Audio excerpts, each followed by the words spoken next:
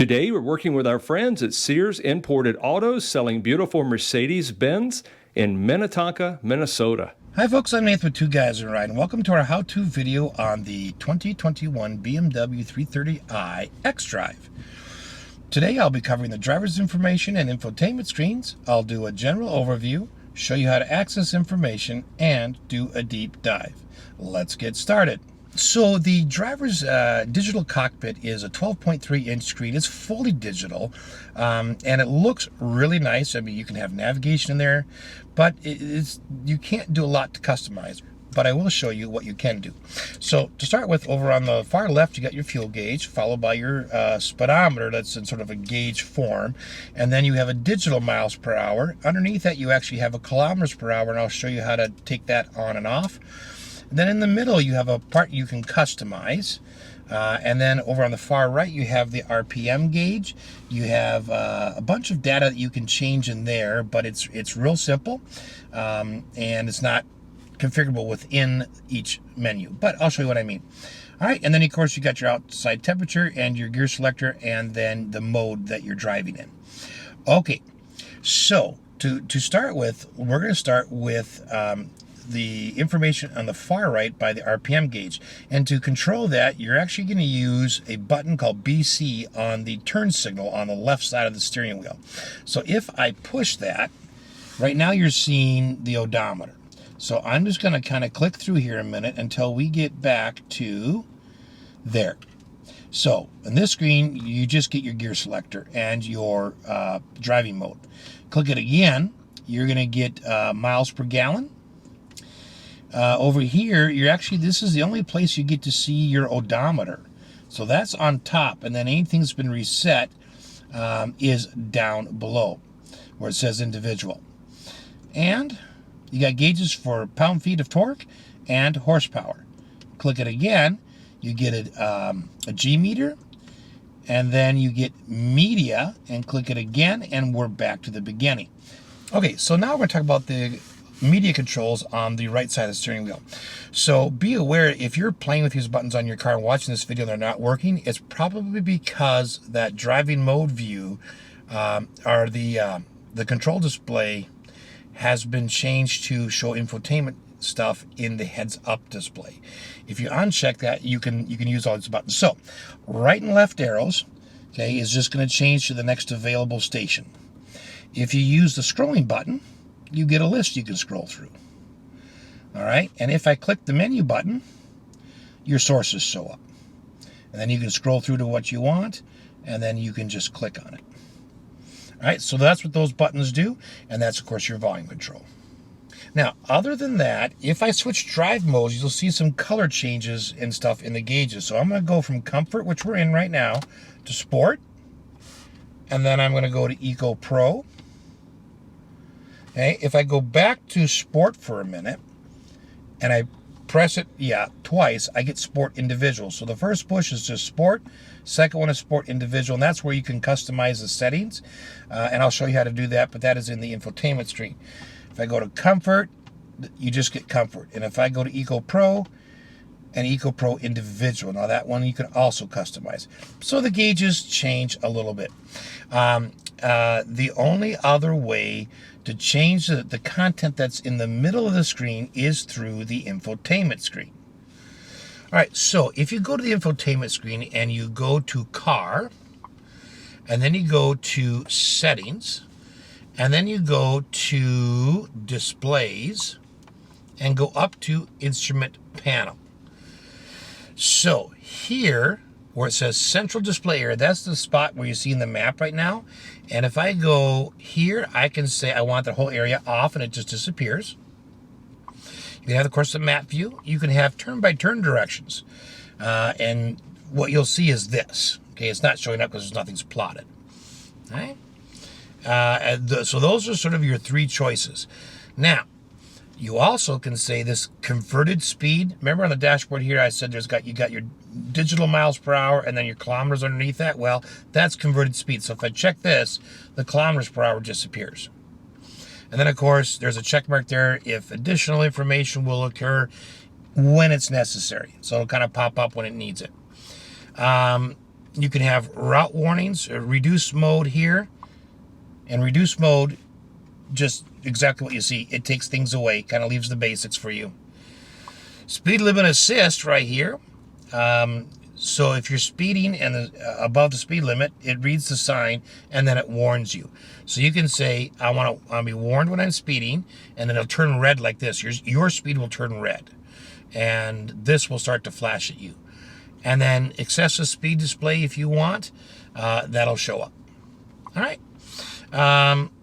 You can also say here that you want to display infotainment lists in the heads-up display or the instrument panel. All right, so then the last thing is this driving mode view. You remember when I switched modes, the screen changed. If you don't want it to change, you can turn that off.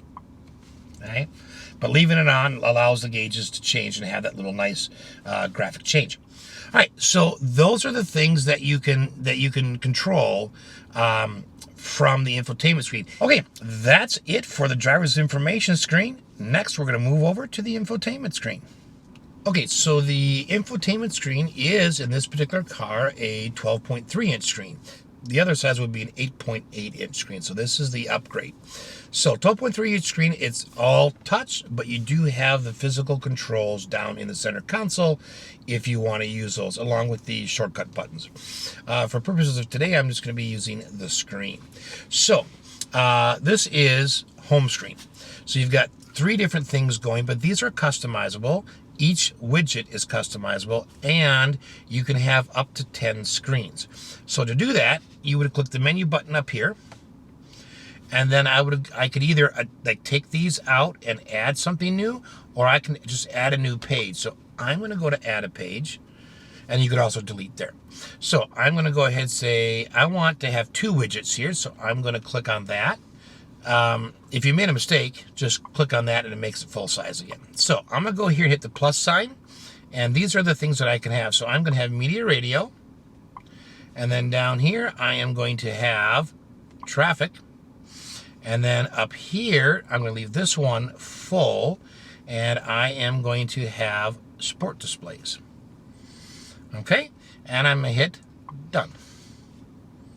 Okay, so there I go. So completely customizable, and you can have up to 10 screens. All right, now a couple of other things. There's a little line up here. If I click on that, I can do a couple of things, like shortcuts that are kind of hiding. So I can adjust the main menu. Okay, that's where I was. I can click done there. I can go right to Apple CarPlay. I can look at recent destinations, notifications of the car, so oil changes, do whatever, help, and then you can go straight to displays, which is where we were earlier. Okay. If you need to reset the clock, easiest thing to do is just to click on the clock, and then you can reset it from here. Okay. Also, driver profiles, shortcut right there. And you click on add driver profile to do that. Okay. So let's go back and talk about these apps on the side, these shortcuts. So let's go to media first, and let's just talk about the basic things. First of all, you have all of your sources here. I really like it that BMW puts all the sources in one place, and you don't have to go to a separate media button to see, say, Apple CarPlay. Okay, so that's really nice. So we're going to just take a look at FM radio for a minute and talk about how to tune. I can just scroll through there, click on the one that I want, and that's what's going to play. And you get a nice little picture that shows up, tells you what you're listening to. You can use the controls down below also to tune. All right. If you want to manually search, you can click here, and then of course you can scrub through everything, or you can just go by digits here and use a plus and minus button. So that's going to be how you're going to tune it. Okay, if you want to adjust your sound, you're going to go into here. You have treble, bass, balance, fader, and then I'll talk about that in a minute. Audio confirmation for touchscreen. You hear a little click. If you don't like that, that's where you turn it off. And same thing for the touchpad. You get a little click. You don't like that, turn that off. Okay, volume settings. Let me click on that for a minute. All right, so speed volume. So the faster you go, the louder the volume gets, and the slower you go, the softer the volume gets. And the whole idea is that the volume level sounds consistent to you all the time.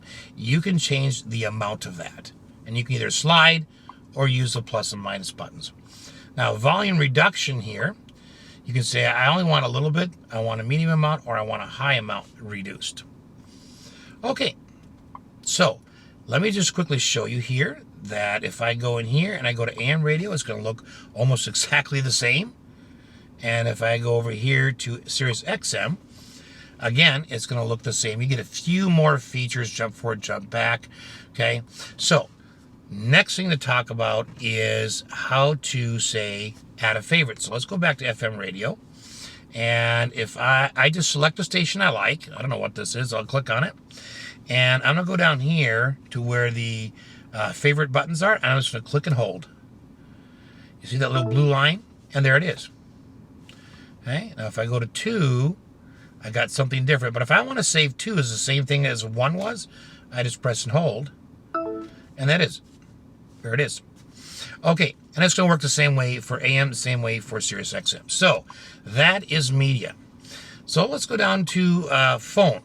So I have already hooked my phone via Bluetooth to Apple CarPlay. So when you first hook your phone, you have a choice between hooking it via Bluetooth or Apple CarPlay. So if you hook it via Bluetooth, then you're going to see, when you click on the phone, you're going to see a thing where you can, click here to dial, look at your addresses, your contacts, that kind of stuff. I like using it in CarPlay, so I'm going to click on there. And here's Apple CarPlay. Now, it goes right to my phone, so there's your contacts, your recents, your voicemail, there's your keypad. The cool thing about Apple CarPlay is that it's way better than Bluetooth. So if you've never used it, I'd really encourage you to sit down your driveway and do it. And it happens right in the setup. You'll get a message that says, would you like to use Apple CarPlay? And you just click yes. And you have to click yes on your phone. So just look at your phone screen and you'll see exactly what you're supposed to do. So what I like here is if I go here, look at all these apps from my phone that work. Okay? I mean, I've got like 3 different kinds of navigation. I've got, Sirius XM that's on my phone, Amazon Music. I've got news. I've got Apple Music. I've got so many things, audiobooks. It's just fantastic. And then your most recently used things are right here.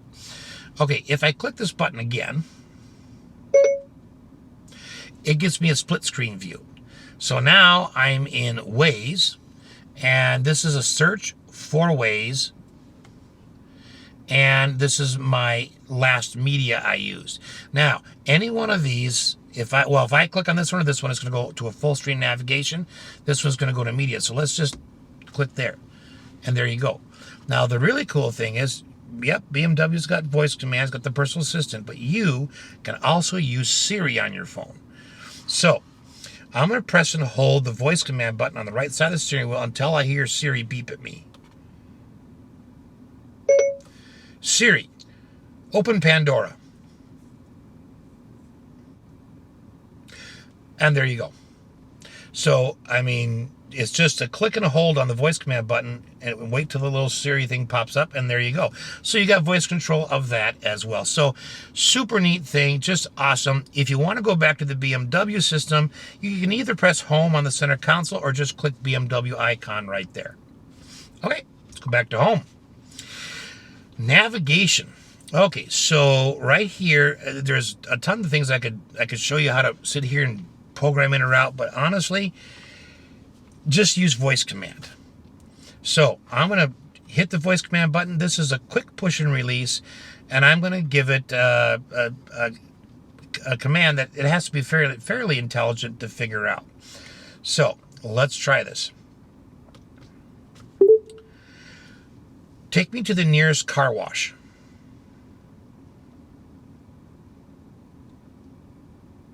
Which one of these destinations should I select? 1. All right. Our next destination is Mr. Car Wash. And there you go. It's programmed the route and it started it for me. I really like it that in BMW system, it goes from your voice command to getting the route, to getting the place, to actually asking you, you know, kind of, are you ready to go? And it just goes right away. That is really cool. Now, you need to cancel it. Press the voice command button quick and quick release. Cancel navigation. I've ended the guidance.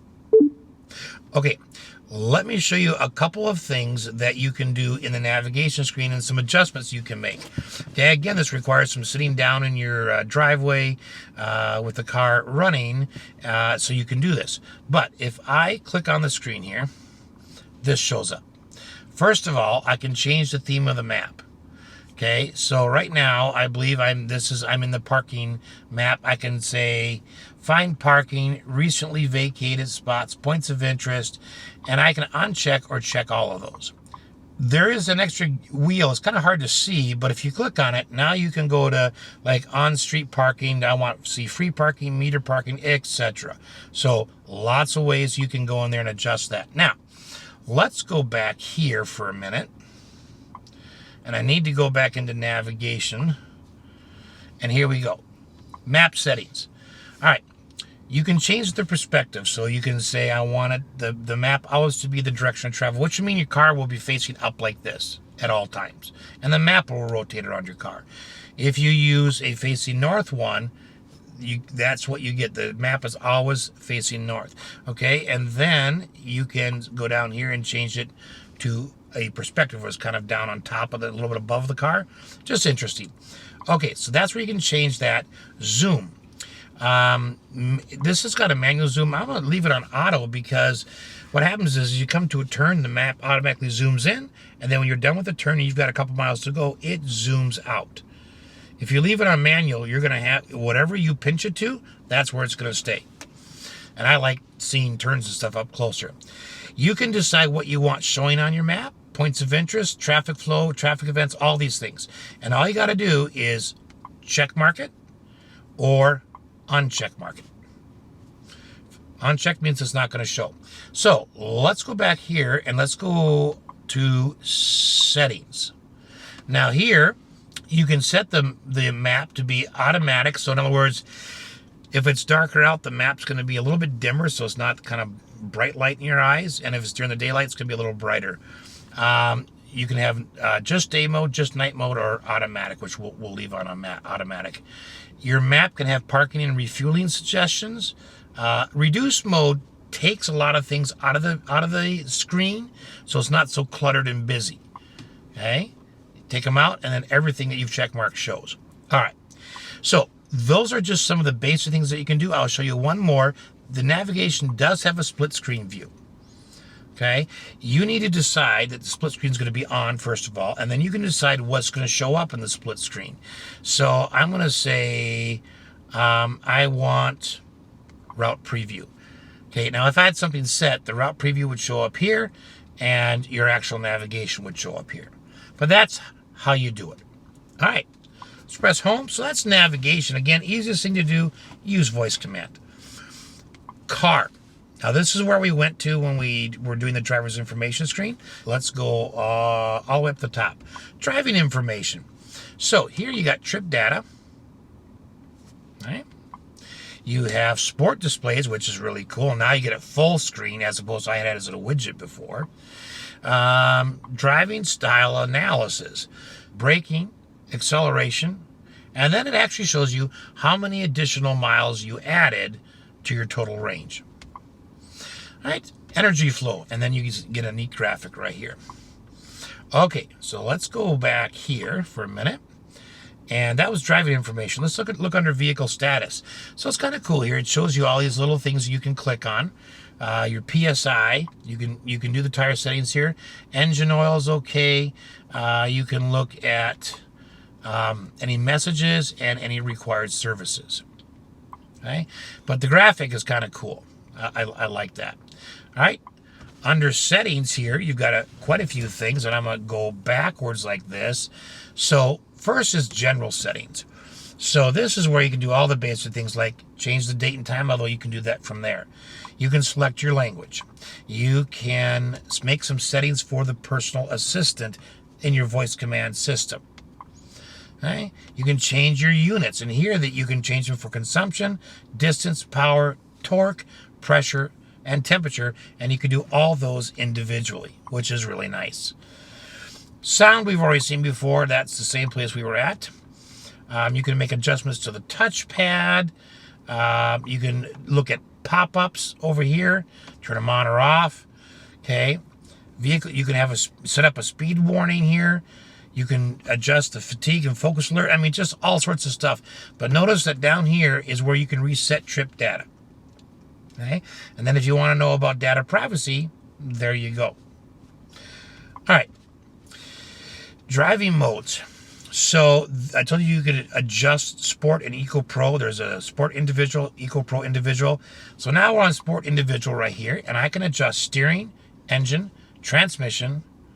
Those are the three. So I can change steering to Sport or Comfort. I can change engine to Sport or Comfort, and I can change transmission to Sport or Comfort. And if I go to Eco Pro Individual, I can say I want Eco Pro Speed notifications at 80 miles per hour, but I can adjust that. Coasting, all these things are on, right? So lots of things you can customize. Not hard to do, just to show you where to get in, and then you can go set your driveway and do that. Exterior lighting. Okay, you can say I want one touch turn signals, so when you just tap the turn signal, it'll blink 3 times and shut off, or 1 time and shut off. Okay, so I'm going to leave it on 3. Daytime running lights, that's often an insurance discount, so you might want to leave those on. Comfort, you can have a welcome goodbye when you use the remote and the lights flash and stuff. Door handle lights on or off, and again, if it's a blue check mark, it's on. Okay, so pathway lighting, this is so that when you pull up at your destination, you get out of the car, you turn it off, the headlights stay on for, well, I think you can go quite a bit, 240 seconds, all the way to off completely. Okay. All right. Driver assistance. Let's take a look at that, because that's where a lot of your safety systems are. So you have forward collision mitigation, lane departure warning, steering intervention for that lane departure, and active blind spot detection. And all these work the same way. You just click on it and select I want early, medium, or late. All right. Same thing here, lane departure, early, medium, or late. The only additional thing is you have, I want the steering wheel to move and steer for me in this event. Okay, check marked it does, and uncheck marked it doesn't.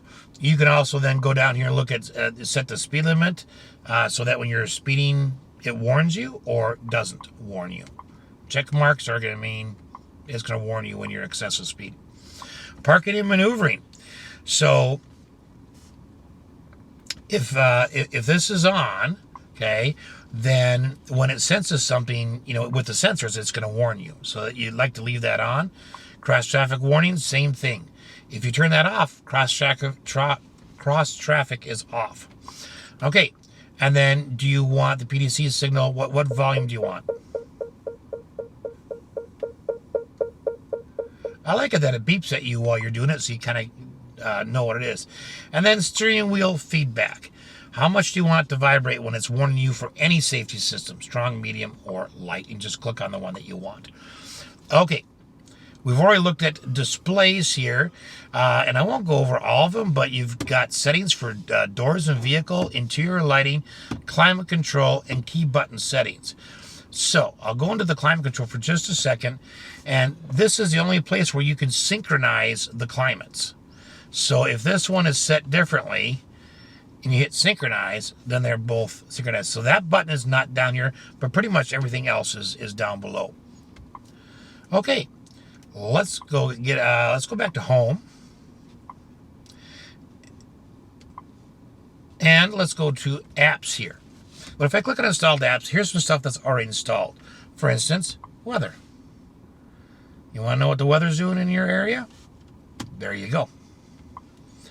If you want to have the M lap timer, you can do that.